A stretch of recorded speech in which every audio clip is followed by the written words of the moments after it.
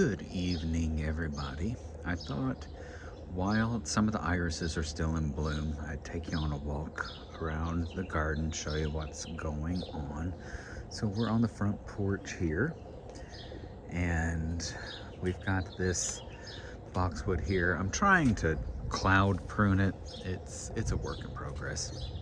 And we planted a tomato for Amelia. She wanted a tomato, and that's an Amelia variety tomato. We'll see how it does. Got some petunias, and we got a dead Eugenia topiary that I'll replace eventually. And then we've got my Boston ivy. I just pruned it the other day, growing.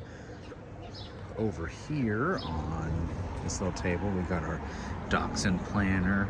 I put some petunias in it. Got some pots with some rosemary and basil. And this is a little, I'm hoping that this is a little Blue Point juniper. I don't know. We'll see what happens with it.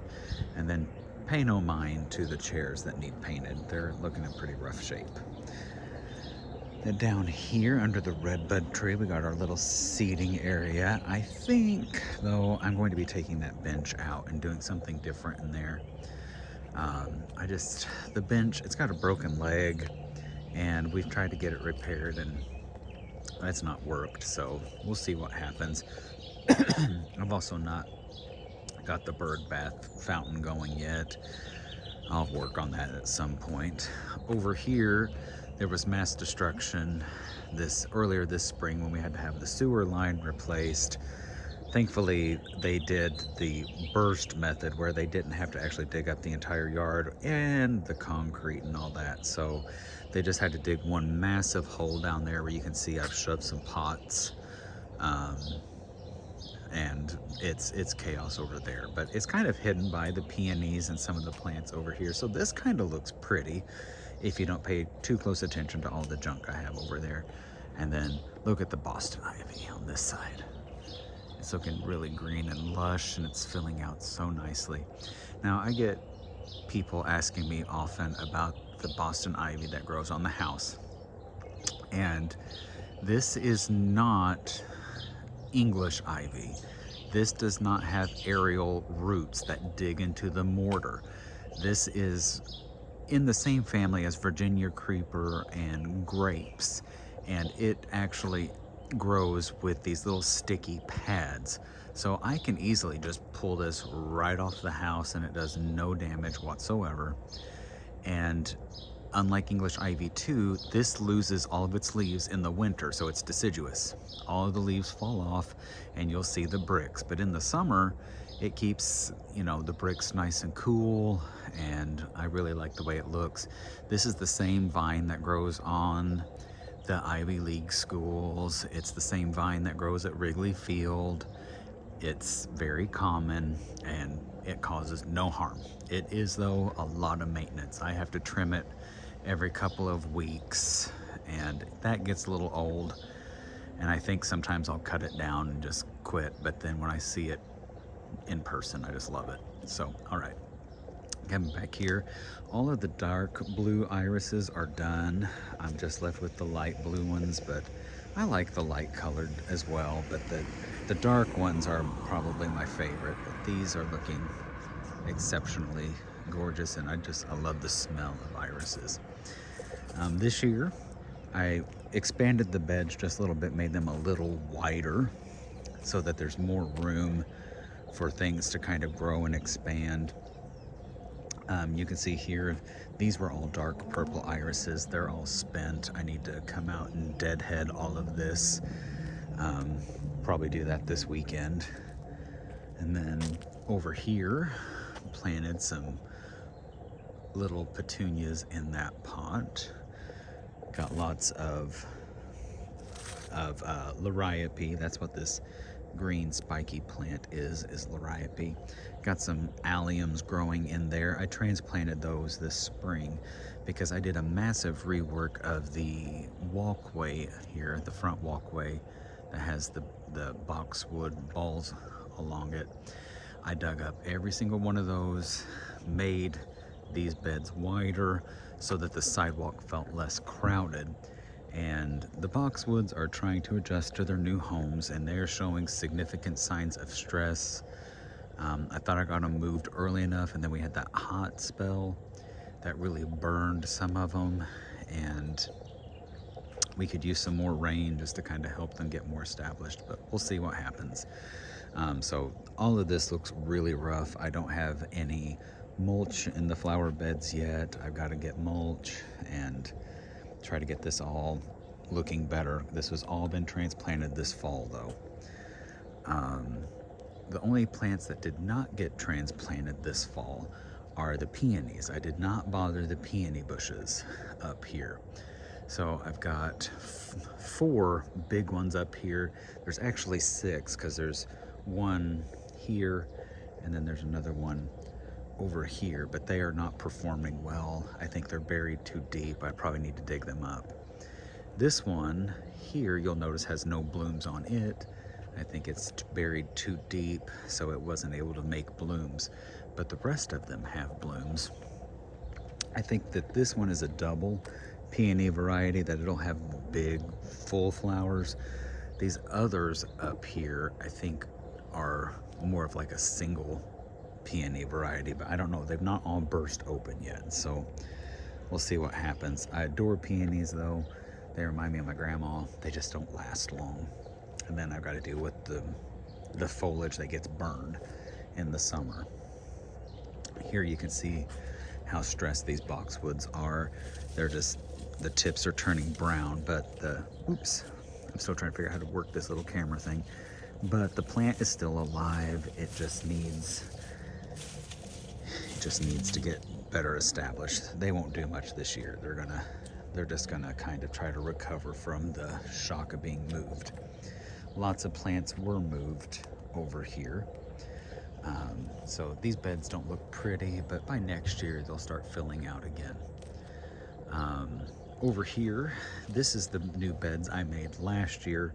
I expanded them just a little bit again this year, changed the shape of some of the bed lines, planted some more plants in here, just some different perennials that have some flowering plants on them. I can't remember what this was called. I should have saved the name plaques, but I didn't. We got one of my favorite plants back here, columbine, and you can see some lamb's ear back there as well.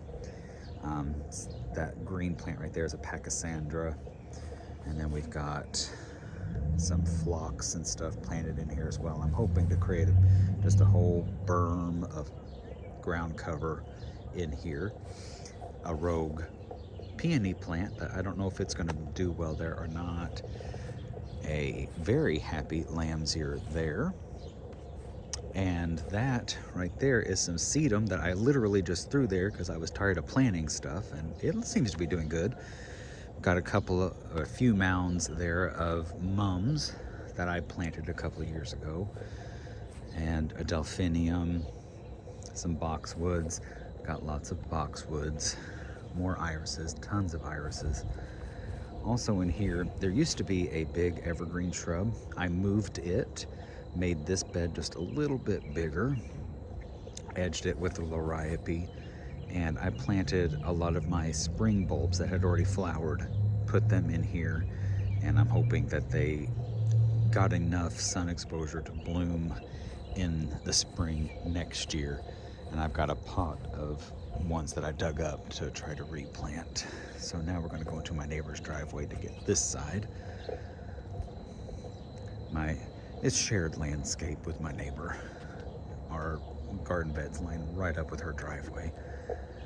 But coming up here, you can kind of see the front of the house and what it looks like. And coming up here, I've got some nice little seedlings down here of, these were cosmos. So I've got to get them dug up because they'll get really big and tall and they need staking, but I don't want them falling in her driveway, so I've got to dig them up and relocate them before it gets too hot and they get too big. This little area here is what I call the mailman sidewalk. That's the sidewalk that our mail delivery people take. And I try to give them a nice pretty view. of what we got over here. You can see it goes underneath my crabapple tree, and got some more peonies. I got another Boston ivy on this side of the house that it's about to achieve exactly what I want it to do, which is just to cover the first floor on this side of the house. I would love for it to cover all of the first floor, but I can't get to some areas to prune it, so I'm trying to keep it where I can prune it. If you can see this big evergreen shrub right there, that is the evergreen shrub that was next to the street that I dug up, and it seems to be adjusting quite well. It doesn't seem too stressed, which I'm very thankful for.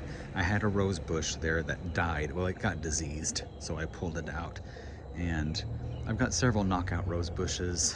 None of them are doing well. They've all been attacked by something, and I didn't put any pesticide on them. So if they live, they live. If they die, they die. I don't really like knockout roses because they're really thorny and they don't have a smell. And if a plant's gonna be that deadly, it should smell good. Over here, this is my Jane Magnolia. It is a tree. I try to keep it in more of a shrub tree form.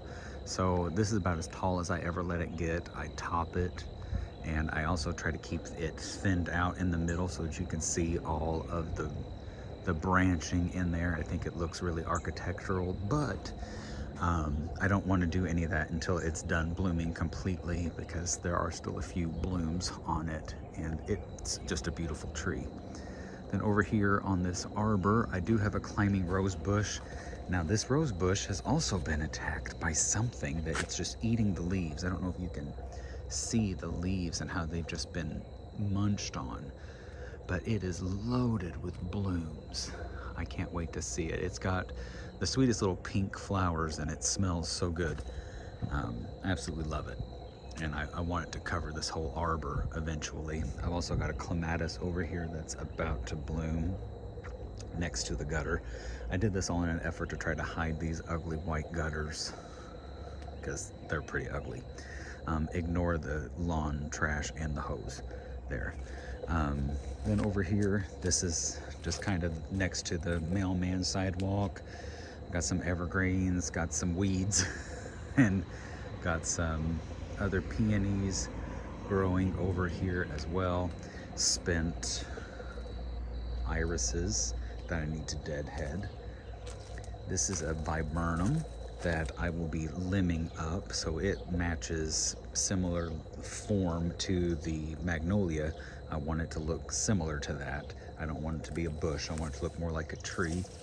This side of the garden, in between the two houses, this is a big work in process. I really want to fill this whole area in with plants because it's a pain to mow, and we have Satan's weed that grows in here. It's called Creeping Charlie. I can't remember its regular name or its real name, but that's vernacular name is Creeping Charlie. I hate it. I wish it would die. And it has taken over everywhere. This side of the house, these flower beds are not in good shape. I neglect them. They need a lot of work, but this is also the side of the house where I have my hydrangeas. Last year they didn't bloom at all. I don't know if they'll bloom this year or not, but it looks like I have a white peony over here that I had no idea was even here.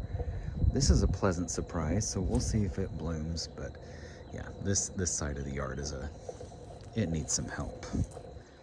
One of these days I'll get that done.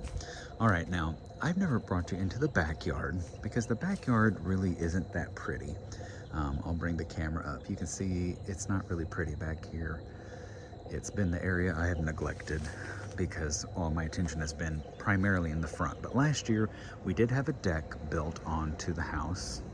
Finally, after being here for several years, it was like, it's time to put a deck on because we have this old porch on the back of the house. So we wanted to put a deck on so we could set out back. And so just this weekend, I started working on establishing beds in here so that we can put up the underside to the deck and hide all that's under there. So I started establishing beds back here. Now I had raised garden beds back here that I built, and they didn't really thrive. They'd get covered in weeds and just was not my vibe. So I took them out, but it really created issues with the soil out here, the grade. So I got a tiller, tilled it all up, and made these beds. And I dug up, I had another viburnum that used to be on the side of the house where near the other viburnum. I transplanted it over here. I'm going to do the same thing with it. I'm going to limb it up so it starts to look more like a little tree than a shrub.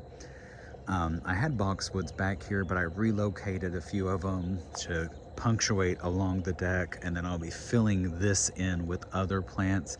I'm hoping I can maybe even divide up my hydrangeas and bring them over here, because this is the north side of the house, and hydrangeas tend to do better on the north side of the house than where I have them right now on the east side. And I threw some discarded plants that I had dug up, just kind of threw them in there, hoping I can keep them alive until I can actually get them planted. But hopefully before the end of summer, this hole under the deck will be hidden and you won't see what's under there anymore. I just did this little sidewalk area this weekend too. I got to get it filled in so that it looks exactly how I want it to look. And I got a lot of work to do back here with the patio and the area between the house and the garage. There's a lot of work to do back here, but all in due time. I transplanted that tree that you see right in front. Oops, sorry, the camera went out of focus. That little tree that you see right there, that red bud, that had grown voluntarily way back there, back by Amelia's car and playhouse, and I'd let it go a few years, and I dug it up this spring and transplanted it, and crossing my fingers, it's living, and it went ahead and flowered, and it's put out leaves, so I'm hoping it'll survive and create a nice little shaded area over here, because we don't have a lot of good shade back here. And the only two big trees that are actually ours are ginkgo trees, which have the worst smelling fruit in the world. But I got a few flower beds over there, lots of iris, rogue irises everywhere, because iris just multiplies and multiplies and multiplies. So I just get to the point when I need to divide it, I dig it up, and if I don't have anybody to give it to, I just throw it in a random area, and it always flowers. I just can't, you can't beat iris for performance. But that's a little glimpse in the backyard. It's not what I want it to be, so I don't show it too much. But this vista here, once we get past the craziness that is all the stuff here on the side of the house, I really do love walking underneath the arbor and seeing the irises and just kind of seeing what it looks like through there. It's just one of my favorite views in the garden, walking around. And when I think about what this all looked like when we first moved here and none of this was here, it's just mind-blowing to me. There's some more of that columbine there. And then rounding around here, coming to the front door, we got our lanterns that should be kicking on soon, and some more planters. I had boxwood topiaries in these. They didn't survive the winter, so now we've just got some different annuals in there to see how they fare this summer. And I may try some evergreen topiaries in there later. I don't know. But there you go. There's your quick little 20-minute tour of the garden. Hope you enjoy.